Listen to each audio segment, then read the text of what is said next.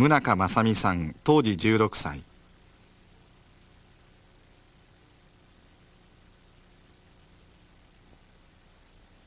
爆心地から 2km の南観音町で被爆しました。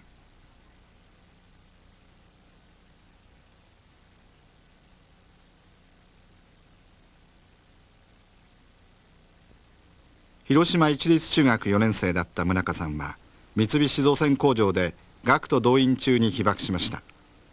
奇跡的にかすり傷一つありませんでした。下痢などの症状が出たため、叔父のいる比婆郡で療養生活を送りました。平成5年の春まで広島大学医学部教授として、現在は広島女学院大学の教授として放射能が人体に及ぼす影響について研究を続けています。私は住んでおったところが観音町、今の観音高校の前でしてね、そこから歩いて通勤ができたわけですね。その下の方ですから、そこへいつものように、出ましてね、そして、朝礼があって、ちょうど、この8月6日の8時15分といいますとね、全員が職場に配置しておったんですね。そしていよいよその修行をしようという時だったと思うんですね。でその時に原爆が落ちたということなんですが、当時、朝礼が済んだら一目散に自分の部署へ行きましてね、機械にスイッチを入れたと。で入れたぐらいの時だったと思いますがね、もう今ではもう皆さん誰でもご存知のようにピカッと光った。ね、俗にピカドンと言いますが、私の感情から言ってもピカッと光ったちょうど同時ぐらいにもドンと来たわけで、結局は何が何やなかなですね。それでまさか原爆などというような考え方は全然なかったもんですから、多分どこかのガスタンクが爆発したんだろうとかね、そんな感じだったんですよ。それにしても凄まじいもんでしてね、たまたま機械があって、鉄筋コンクリートが爆風でわっとこれ当たったんですね。当たったもんですから、それは助かったわけなんで、中にはその鉄筋に挟まれたりね。それからもう一つね、非常に記憶にあるのは、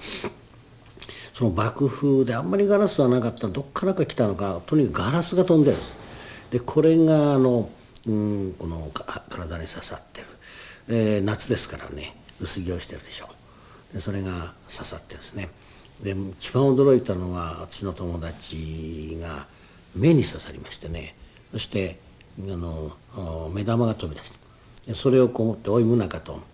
目玉入れてくれと言ったのをね、いまだに覚えておりますよね。でそれは運が悪くて、ちょうどガラスの破片が目をうがつように弾を取り出したというようなこともありましてね。でもそういうわけで、町の方を向いてみると、もう全く町のは煙だらけで、この工場の方に見て逃げてくる人がね、その頃からだんだん出てきだしたわけですね。というのは、工場の中に診療所がありましたからね。で怪我した人がその診療所を頼りにね来た。でそれ見てると全くもう、顔が膨れ上がってね、これは人間の顔じゃないですね。それから皮膚が、むけるといいますかね、そして、爪のとこで、止まって、こういう形になっていると、それがぶら下がってまるで雑巾を持っているような形の人、というのがぞろぞろ来るわけですね。で、先生の指示で同じ方向のものがとにかく連れ合ってですね、とにかく行けるところまで行ってみろという話になったもんで、今の、ちょうど観音小学校になんですかね、元の二中というところがありました。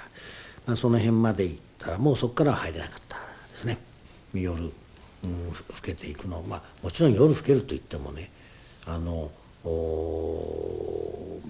の方はもうまだ火がこうあるわけですから、顔がほてってるわけですよね。ほてってるというように火の明かりでチラチラしてるよ、そんな闇の中でね、これは何だろうかというような話をね真剣にしたもんですよね。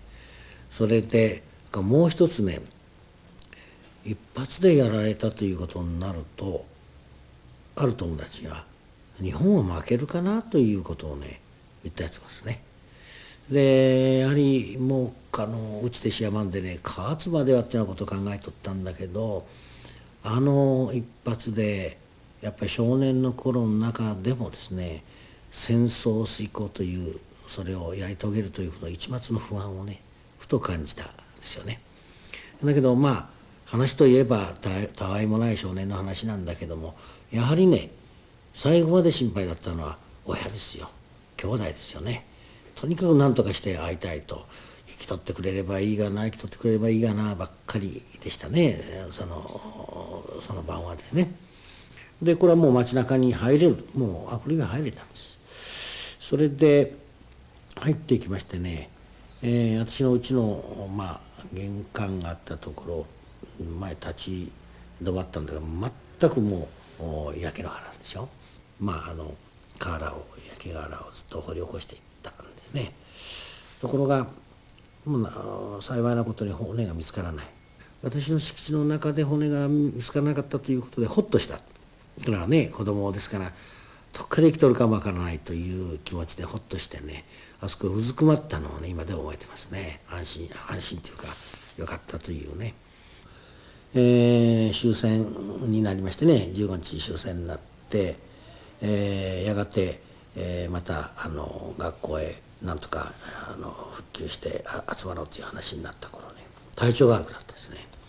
下痢をするわけですね。でそういうずっと下痢が続きますとね、これ体力落ちるんですよね、痩せてきまして。そこへ持ってきて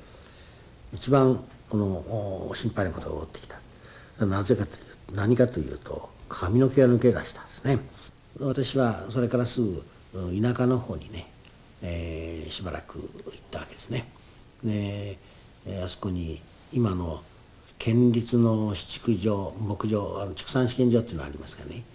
当時七塚原の主畜牧場と種の畜と書くんですね。でそこへ行って、あそこは戦争中であってもですね、この軍隊を治めるバターだとかっていうのを作ってたもんでね、で飼料を配給、草を食べさせて牛を飼ってた。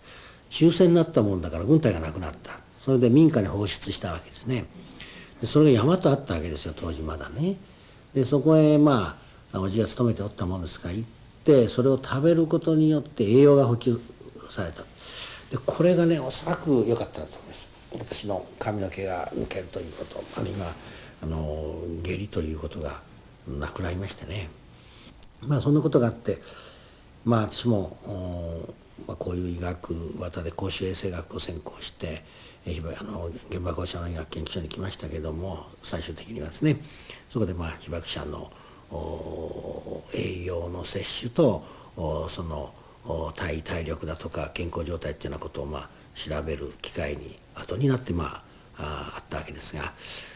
ここでしっかりとその本当の実態をね明らかにしておかないと、後世に残しておかないといけないという自分にも義務感が出てきて、それでいろんな調査をやったり、疫学調査をやったり、統計学的な調査をやったりしながら、被爆者の研究ということをやりましてね。でこの蓄積というものが私としては免罪符といいますかね、やはり生き残ったというこの友達も随分死んだんですけども、私が生き残ったということに対しての免罪符といいますかね、申し訳なかった。しかし私はそのためにこれだけのことをしたよというね、許しを請おうという気持ちが心のどっかに、研究者であると同時に特殊な状態のこの研究者になりましたんでね、対象としての被爆者を対象にする研究者になったので、そんな気持ちがね今となってみてなればありますね。